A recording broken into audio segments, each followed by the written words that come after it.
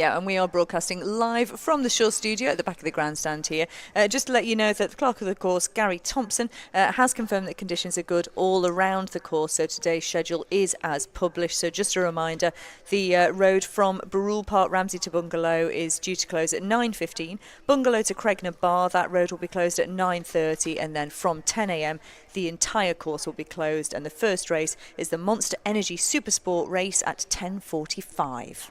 Go on and ask the question you were talking about at the break. I dare you. If not, I will. Oh, I will happily ask Off you go. Okay. We had Michael Dunlop on the show this time last week. He was very chatty and, sort of really good with us. And I don't understand why he does get such a bad rap, for the way he is with the media and everything.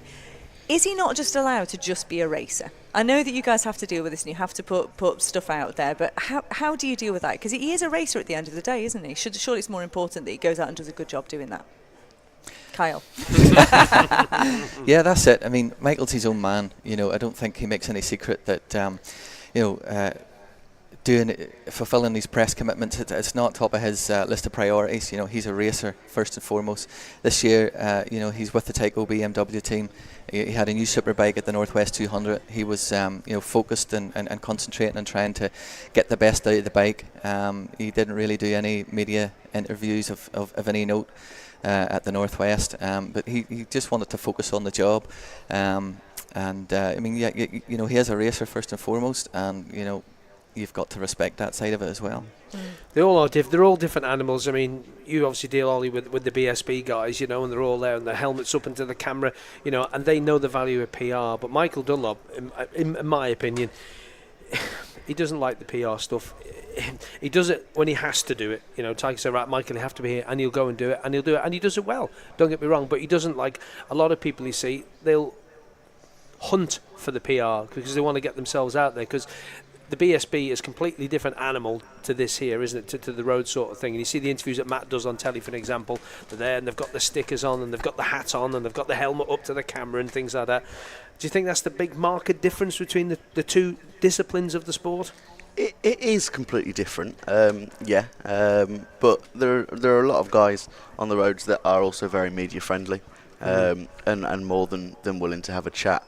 I think the thing with Michael is he gives his sponsors and team and everybody else he's involved with the best PR possible by winning. Correct. 16-time TT winner now. We're almost at the point where you can guarantee Michael Dunlop will win a TT during TT week, and that's the best PR you can get. So he doesn't need to do the whole sitting down with us and having a chat, which he really, really doesn't like. He was, last Monday he was in here with us, and he was very good talking about the charity work that he's done. He was on really good form, to be honest. He's a lovely fella. Do you know? I think he gets a bit too much bad rap, but it's got to be a balancing act, hasn't it, from the point of view of you guys to, sort of you've got to get the stories out, but at the same time you want to keep the riders on side, don't you? I think Michael also suffers from, not suffers, but everyone else comes here to race and they race and there's no prejudging there, but Michael's a Dunlop, and that comes with a huge amount of emotional sort of not baggage, but you know what I'm trying to say history. He's never going to be just judged as Michael Dunlop road racer. He's Michael Dunlop, part of the dynasty of Dunlops, and I think that as well as being an incredibly successful racer, I think that adds a whole extra thing. There's a lot of people, and especially in Northern Ireland, who want to see the Dunlops do well, and they're always going to judge his behaviour off the track as well by the way Joey and Robert behaved. Absolutely. I don't think that helps him. Chris? You've got some comments. We've got people listening all over the place, as usual, which is lovely. We are live on Facebook, so you can go over and watch us there and comment on there. Claire says, sorry to be missing the TT this year, but great coverage from Manx Radio, listening in County Tyrone. Rob says it's listening in Gettysburg, Pennsylvania. Thanks for the coverage. It's 3:30 a.m. From Tyrone to Pennsylvania. Yeah, Rob's listening for 3:30 a.m. there. Donald says, morning from a sunny southern Sweden. Good luck to everyone and say hi to, and good luck to my old mate, George Spence, celebrating his 600th start. Surely not. Not 600 start. No, probably 60th. I'd probably 60th say. maybe. 60 possibly. Yeah, I for think he's Dodd, added I an think extra so, yeah. zero there. I think he's joking, actually. He says, I can't remember how many, but it's quite a few. Cheers the news. So that's from Donald. Thanks very much for that. And Sean as well, who's listening in Chester. And Australia's listening as well. Brisbane. Andy's listening in Brisbane, Australia as well. So there's people all over the world listening to us. As per usual. But I've had one for the International Space Station yet. They're normally checking at some point, don't they, the International Space Station? Yeah, we've had the British Antarctic Survey team. No, we have. It's incredible. I love that. People enjoy the TT. Let's go back to you three boys. Remember the journalists this morning. We got Oli Rushby, we got Dan Walker from Duke. That's right, from Duke? And of course we got Kyle Whyte from the newsletter, and of course Oli from MCN. You boys as journalists, I mean, sometimes you've got to write stories you don't want to. What's the story that you've most thought to yourself, God, the editor goes, right, I want you to do this story, and you've gone, oh, for God's sake. Any of those stories? I know it's a bit of a question. Have you ever had a story that you've not wanted to write, but you've obviously had to? Well, we all know that in road racing, sadly, there's always, the threat that things can go wrong, and we've seen that really tragically, last week with the sad passing of Dan Nean. So obviously, when something like that happens, it's a hard story to write, but it has to be done.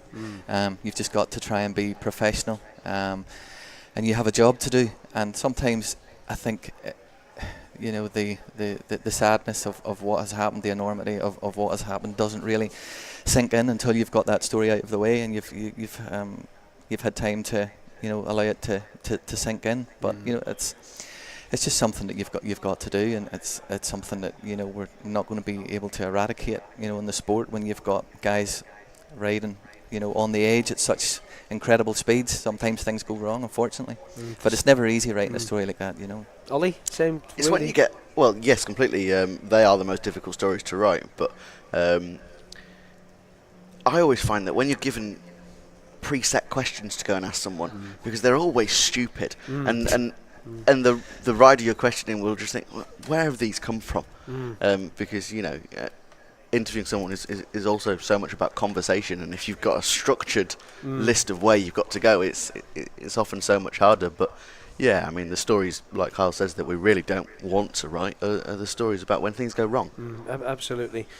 And back to the interview thing as well, when questions are structured to riders, I mean, I don't know if you guys have ever done interviews with people and they've sent you preloaded questions to ask them. It's like, really? Are you wanting to do that? Just chuck that in the bin. I'm sorry, I'm not having that. When the PR person turns up and says, I'm sorry, I'm asking the questions I want to ask, not the questions you want me to ask them. I'm not having it. Dan, a little bit different for you though, because you're kind of on the Duke side, which is kind of like all website based. IOMTT.com. IOMTT.com. Selfless. Yeah, no. Well, that's a different story really, because the stories that go on that generally come out of press releases. So it's we're more just trying to convey the way that the whole TT is going. But no.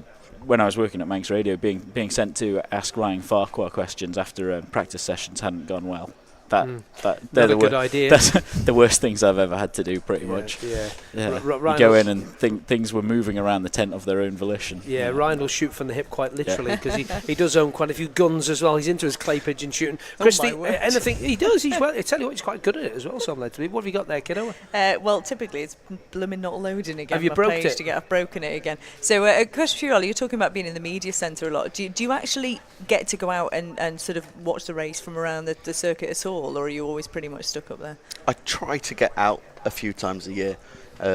With doing masses of online updates, it's just so much easier to be sat at a computer, and it's not always possible to sat at a computer with decent Wi-Fi in a hedge somewhere. That is what I did on Tuesday night though. I went down to Gorsley, sat hanging out of a hedge, and I was absolutely in my element. It was probably my best day here. Just absolutely phenomenal stuff. Just experiencing the feelings that Kyle was describing earlier when the bikes just come past at incredible speeds. I mean, I've also watched from the bottom of Bray Hill. Oh yeah. So practice week I try to get out. Race week it's a little bit harder. Yeah, Gorsley's just an incredible place to watch from. I remember the first time I watched there, I was just blown away. I think John McGuinness might have been number one on the road when he went through there. It was just, your brain almost can't process what you've just seen. So he's gone by the time you at Resolute. It was just it's really spectacular. I would equate Ghostly, I think, to the corner at the Jordan's Cross at the Ulster Grand Prix track, and you go right up the hill, that fast right-hander. That I would equate that corner to that sort of thing, because I've seen some pretty quick video from people who've been sat on the inside and the outside of the hedge there, and blimey Moses. When I was there on Tuesday, John McGuinness and his family were down there. John says that's one of his favourite points to watch from the course. He always hates it when you ask him for his favourite TT vantage points, but he always says Gorsley first, and we found him there, and he actually wandered down the road and stood with the marshals, and it's somewhere he'd never kind of been before. He'd always watched at Gorsley, but went down and spoke to the marshals, who was right on the corner, and that absolutely blew him away. He was speechless when he came back, which isn't quite doesn't happen very often for John. Yeah. And Dan, where's your favourite place to watch? Because obviously, being someone who lives here for the rest of the year, do you have any particular places you sort of go to each time? Well, I'm probably the same as Chris. When did you last get to watch a race? The last time I went out and watched on the course was actually before the festival of motorcycling last year. Me and the handbrake, sorry Katie, went out to the top of Cruncavody, the exit of Cruncavody there, to watch the Saturday night practice. Not on the 11th, where that was not in the 11th milestone, just at the jump there, just after Cruncavody. It was just as you come round the corner and they're heading straight towards you, and there's a little gap in the hedge you can see, and there's a really old Manx slate gate post there as well, which is really nice. I like things like that.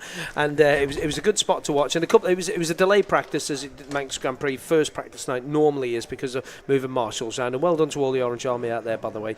And it was just a great spot to watch. And I just turned around, and Timothy Minot, the French rider, turned up. Ça va, Chris, how are you? I said, very well, thank you. And the first rider came through, he just went blah, like that, as these foreigners do, kind of. I was like, blimey, he's a bit blown away, and I was as well. It was a good spot. And then after the first session had finished and the second lot set up, I think the lightweight was the second lot out, we went to the top of the hill and watched him coming up over Lamfell, and that was pretty good too. But that spot there is good. The best spot of it, the last time I watched a TT race, Dan, blimey, I don't know. 2010 was the last time I saw one. I was stood on the hedge at the top of Ballahutchin when Guy went through, and next thing there's a big ball of flames. So yeah. I think it's probably best that I'm stuck in the press I office. think it is Obviously not. The rider's good like you're luck. locked up. Yeah. And the time before that when I watched there was a bit further down the road, just before they tip into the first right-hander at the 11th, and that was when DJ was riding. And I think I've said this story before. Everybody else came through practice night. Boom, boom, boom. David Jeffries came through. Boom, like that. He was just 20 mile an hour faster than everybody else. It was just an absolute animal through there. Just everybody else came through. Nice, blinking heck, that's quick. And he came through and he just shot the bike on its side. I'm thinking, nah. And it said, bah, bah, and he blasted off towards Hanley's. And I thought, rider, wasn't he? Blimey, yeah, that was a good spot. Anyway, listen, we got an ad break to take. We're here with our journalists this morning. We're going to look forward to today's racing after this. We've got Oli Rushby from MCN, we've got Dan Walker from Duke Video, IOMTT.com, and we've also got Kyle Whyte from the newsletter, and we'll take a check on the Met Office after